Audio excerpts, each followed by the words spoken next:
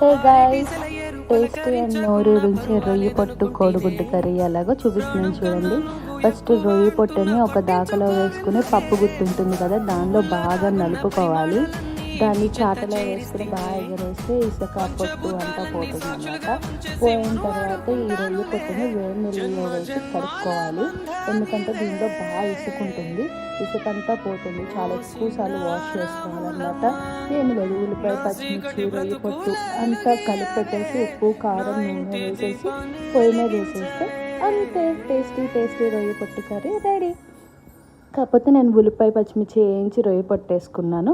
వేయించుకున్న తర్వాత ఉప్పు, కారం వేసి కొంచెం ఎసరేసుకోవడమే, అంతే. చాలా అంటే చాలా బాగుంటుంది. వేడి వేడి అన్నంలో వేసుకొని తింటే ఉంటుంది.